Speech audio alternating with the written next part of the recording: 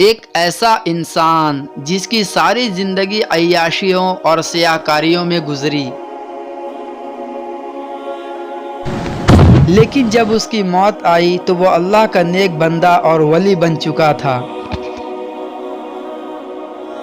بنی اسرائیل میں کفل نامی ایک شخص تھا جو ہمیشہ رات دن برائی میں پھنسا رہتا تھا۔ کوئی سیاہکاری ایسی نہ تھی جو وہ نہ کرتا ہو، نفس کی کوئی ایسی خواہش نہ تھی جو اس نے پوری نہ کی ہو۔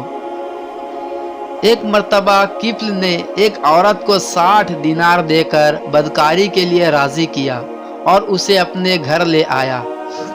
رات کے وقت جب کفل تنہائی میں اپنے برے کام کے ارادے سے عورت کے پاس آیا تو دیکھا کہ وہ عورت خوف سے کانپ رہی ہے اور اس کی آنکھوں سے آنسو ٹپک رہے ہیں، چہرے کا رنگ بدلا ہوا ہے، رونگٹے کھڑے ہیں، سانسیں پھول رہی ہیں۔ کفل حیران ہو کر پوچھتا ہے کہ اس ڈر، خوف اور وحشت کی کیا وجہ ہے؟ تم کیوں رو رہی ہو؟ میں نے تو تم سے کوئی زبردستی نہیں کی، تم خود چل کر آئی ہو۔ پاک دامن اور باعصمت خاتون اپنی لڑکھڑاتی زبان سے جواب دیتی ہے کہ میں پیشہ ور عورت نہیں ہوں، مجھے بھوک نے یہاں تک پہنچایا ہے، مجھے اللہ کے عذابوں کا ڈر ہے۔ اس طرح کے کام کو ہمارے پیدا کرنے والے خالق نے حرام کیا ہے۔ اس نیک اور پاک دامن خاتون کی پر اثر اور مخلصانہ تقریر نے کفل پر اپنا گہرا اثر ڈالا۔ وہ ندامت اور شرمندگی سے اپنے سر نیچے جھکائے ہوئے تھا۔ عذاب الہی کی خوفناک شکلیں ایک دم سے اس کی آنکھوں کے سامنے دکھائی دینے لگیں۔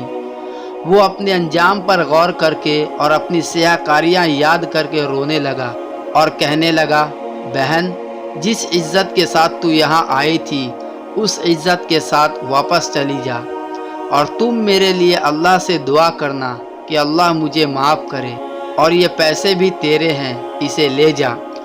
اس رات کفل اللہ سے رو رو کر توبہ و استغفار کرتا ہے اور اپنے اعمال کی سیاہی دھوتا ہے اور کہتا ہے، اے اللہ، مجھے اپنے دامن عفو میں چھپا لے، میرے گناہوں سے چشم پوشی کر، مجھے اپنے عذابوں سے آزاد کر۔